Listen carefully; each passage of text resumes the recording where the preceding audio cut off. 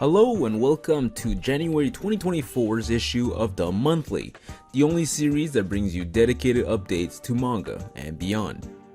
Starting off with the big news, an earthquake hit Japan on New Year's Day and was powerful enough to top the country's meter of earthquakes, clocking in at a magnitude of 7.6. Through this disaster, 233 lives were lost alongside thousands of injured people. Alongside this loss, the Go Nagai Wonderland Museum, located in Wajima, caught fire and just about everything was lost, including original art from the artist for his most famous works, including Mazinger Z and Devilman, as well as a 1:9 scale of the legendary Mazinger Z robot. In a statement from the author, he asked people to focus on helping his hometown over mourning the loss of these personal and historical pieces, stating that as an active manga artist, he can draw what was lost again. Winter 2024 anime season has started, and continuing on from some interesting series from last season and last year, we also have newcomers and strong hits like Soul Leveling and Dungeon Meshi. And most of all, Frieren has slowly creeped up on most people's radars and has quickly become a darling.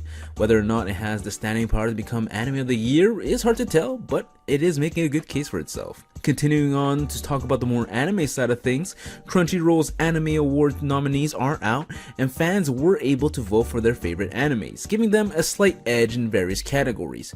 Polls have since been closed, and we will be able to see the results officially on March 2nd, when the award show goes live from Tokyo for all to see. In a historic move, the Screen Actors Guild Labor Union announced having entered into an agreement with at least one AI voiceover studio in order to set guidelines for how AI will be used for voices in video games.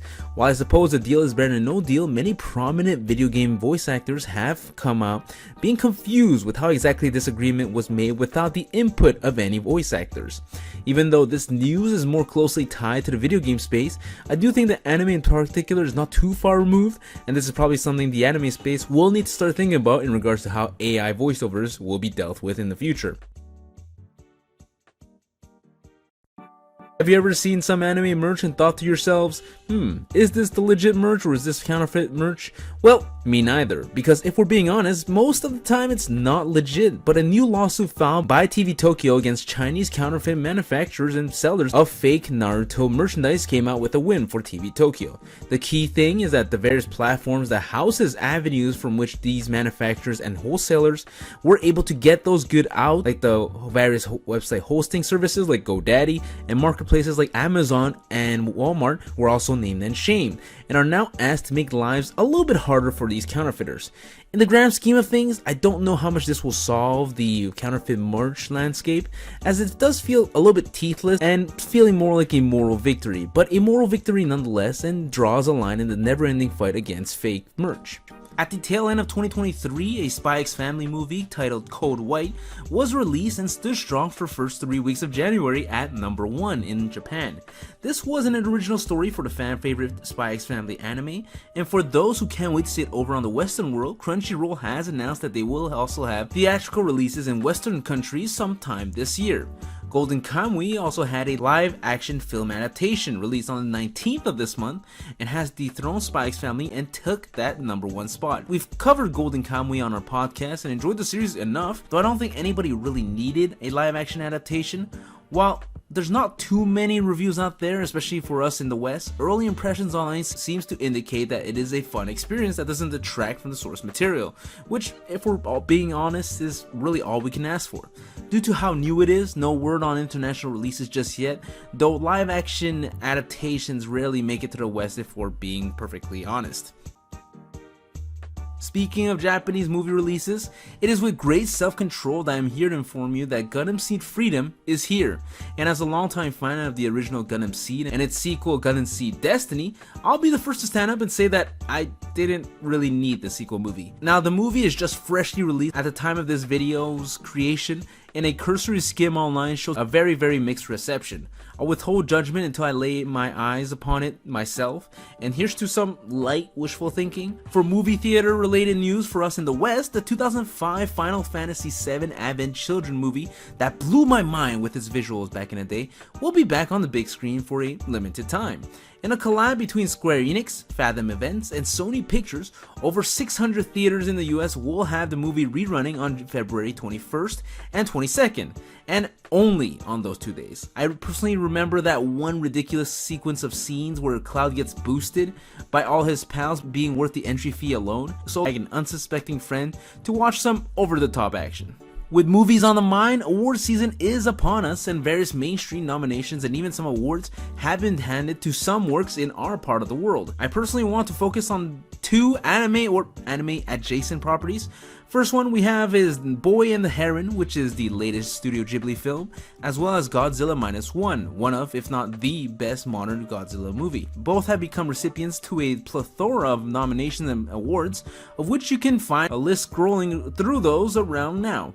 Both have been most notably nominated for the Oscars. The Boy and the Heron has been nominated for Best Animated Feature Film, and considering that my Disney fanatic friends tell me that Elemental is just okay, and I personally feel Spider-Man Across the Spider-Verse was good but felt kinda incomplete, I think The Boy and the Heron has a pretty good shot.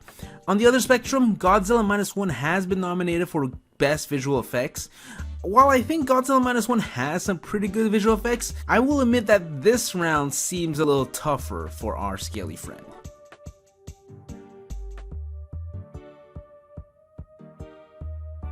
In manga news, a while back, this very channel talked about the Shogakukan Manga Awards, and this year's round has arrived, and if you're into manga or anime, you might recognize some of these names. What sets this year apart from past ones is that the award has done away with categories like Best Shonen, Best Shoujo, or Best Children's, and instead we have everybody bunched up together into one, making it quite competitive this time around.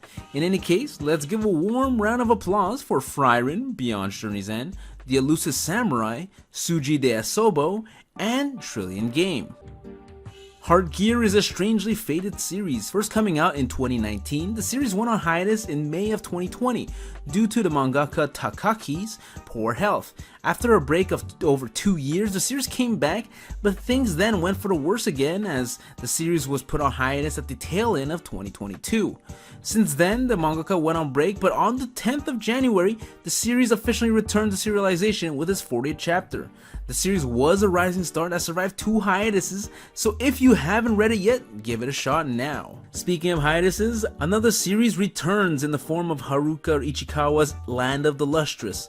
While no official announcement has come out yet as to why it went on hiatus the first time around back in October of 2023, what's important here is that it's always good to see mangakas being okay enough to start back up again. For those who love dark fantasy, may I interest you in some Ubel Blatt, which follows an elf in a somewhat depressing and gritty kind of world, but if that piques your interest, this is probably time to jump in, as a sequel set 1 year after the events of the original series titled The Knights of the Fallen King has just been announced for February release. Now, I will say this probably won't wow you story-wise, like some other bigger name dark fantasy stories out there, but if you want some edgy fun, this might be just the thing for you. For those Dragon Quest Adventure of Dai fans out there, perhaps you didn't know there was a crossover spin-off manga called Adventure of Dai Crossblade. Well, you won't need to know it for much longer, as an announcement came out that the 2020 manga will conclude in February and the final printings will go out on March 4th. Did I dedicate this whole section of news just to put an interesting manga cover? Maybe. For fans of One Punch Man and maybe even Mob Psycho 100, I am happy to say that the original writer one for those series now has another series in publication called Bugego. It first made an appearance back in April of 2023 in a side magazine called Young Jump Chapter 1, which is essentially the sample book of various Chapter 1s for aspiring mangakas for readers to vote on. Since then, Weekly Shonen Jump has officially picked up the series, though the details have yet to be ironed out. While we can't say that everything that one touches turns to gold just yet, I myself will be keeping an eye out. A new Pokemon miniseries has been announced, and this one will focus on one of my favorite Pokemons, Snorlax. This will be done by Taku Kuwabara of Drifting Dragons fame, and while I don't have too much strong expectations for a story, I do love Kuwabara's art style and I think it will transition nicely for Pokemon's purposes. This spin-off series is going to have 6 chapters and will focus on a researcher diving into Snorlax's dreams, which, at least on paper, is a fun concept. No official release date just yet, but this will be fun to stumble onto months from now.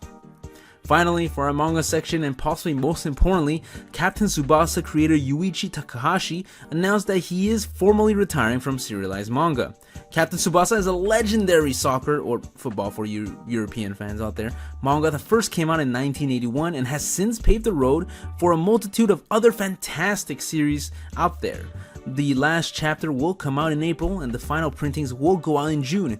Mangakas do have it hard. Combined with his only ever increasing age, now being solidly into his 60s, the past few years' changes in the industry pushed by the pandemic finally showed that it could be time to put down the pen. In any case, let's thank Mr. Takahashi for his work on Captain Tsubasa, which for many people is a fundamental building block to their fandom.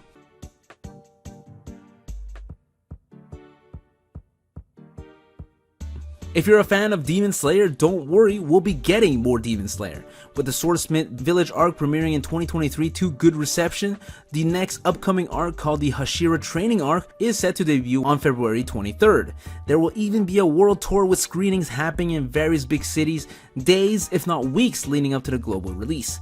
For us normal folks, we will probably need to wait till the 23rd to watch the new season, but some movie theaters out there are looking to have some watch parties, so hit up your local one, see if they have anything in store. We've talked about some things coming back, but other things are simply going away. On January 8th, Pokemon officially announced that the Pokemon TV app will be discontinued in March, and that the app can no longer be downloaded from any platform. With that said, for those who already have the app on your phone or tablet, you will be able to continue watching until its final date on March 28th. The various streaming services carrying Pokemon like Netflix, Prime Video, Hulu, or even YouTube will not be affected and to carry their respective parts of Pokemon. Considering that the upcoming Pokemon Horizon series will premiere in the US exclusively on Netflix on February 23rd, Pokemon is not expected to create a substitute. An Overlord film has been announced and is expected to come out this year. This movie will cover the Holy Kingdom arc. The Overlord anime started back in 2015 and has been a well-known name for those who like video game worlds in their anime. So, if you're excited, let's hear it. The under-the-radar darling Dorohedoro has been greenlit for a sequel. First showing up on Netflix back in 2020 for a manga series that began in 1999, this weird world with its equally weird name has seemed to garner enough fans to warrant a second season, and I myself am incredibly excited. If you haven't watched it before, I definitely recommend giving its 12th episode season 1 a shot. In smaller news, Akuma Game has been announced to be getting a live-action adaptation. I'm not particularly hyped for this, as live-action adaptations have historically been below average, though some recent success stories have started to pop up. With all that in mind, Akuma Game was just an okay story, good for those who want to feel smart for a few minutes, but otherwise not being all that. The live action is expected to come out in April, so mark your calendars, or don't. In other adaptation news, Plus Size Elf will be getting an anime this year. With the story being a fun spin on fantasy tropes, we have an elf that has come over to our world but tempted by worldly delights and sees her figure balloon. So this is the story of how she will work to return to that lean, mean elven figure. While a more accurate release date was not provided, I think this will be an excellent series to turn your brain off to. For those sports fans out there, you might be wondering why there aren't any golf animes out there. And fret not, as Oi Tombo, a golf anime, gets both a promo video to save your appetite and also to announce its April release date for its anime adaptation. Not much is known about the source material, as this was released in the Japan exclusive Weekly Golf Digest, a magazine dedicated to golf rather than manga. But if golf enthusiasts seem to like it, maybe you will too. Not to be left out of any pie, Disney Plus announces a live-action anime for Tanabata Country. Now, I have a strange relationship with this series, as its mangaka Hiroshi Iwaki is one of my low-key favorites, being the mind behind Parasite and History. However, with that said, of these three series, I will be the first to admit that Tanabata Country is probably the weakest of the bunch. And if I could have a dream pick, I would have hoped that History would have been chosen instead. With that said, with the setting of Tanabata Country being in the modern world and the contents being about socio-political issues surrounding our main character with the ability to create holes with his mind, I think this is probably the easiest of the bunch to not screw up, so I am hesitantly excited. In throwaway level news, the strongest magician in the Demon's Lord army was a human, has had an anime announced to be released this year. More specific details have yet to be released, but on my end, I am feeling somewhat indifferent. While I'm obviously happy for the manga team team, reading the manga was kind of just okay, but there must be an audience for this kind of stuff, so here's to that. On a similar level of excitement, reincarnated as the daughter of a legendary hero and the Queen of Spirits, has also had an anime adaptation being announced. I'm not going to give you the summary of the story as it's kind of self-explanatory, but again, I found this manga to be okay-ish, so I'm expecting something similar for the anime. If you want a light-hearted isekai, perhaps this might be right up your alley. For fans of the Rising of the Shield Hero, you'll be happy to know that a 4th season has been officially announced, with Crunchyroll further announcing that it will be streamed on their service. While no exact date was provided, sleep well with the knowledge that Raccoon Girl is coming back to the small screen. Not being afraid of cross-contamination, a trailer has dropped for the upcoming 10-episode Rick and Morty anime. I'm personally closer to being a fan than a hater of the Rick and Morty franchise, so I'm eager to see how this will shape up. The team behind Rick and Morty is no stranger to going a little bit out there, so this could be quite interesting. If you are a fan of samurais or a fan of corgis, 2021 manga Tono to Inu, which follows a retired samurai and a corgi dog, has been announced to get an anime. We haven't gotten much more news as of yet, but this is such big news that I had to bring this to you immediately. Taiga Miyakawa's survival game manga has just been announced to be getting an anime this year. Having topped several mangas we want to see animated lists for multiple years now in Japan, this is a long time coming to some, or an intriguing proposition to others. We don't have much more detail as to the release date, but it is slotted for 2024. For fans of the Final Fantasy XIV MMO, you may have heard of the live-action series That of Light, which recounts how a son used the MMO to connect with his father.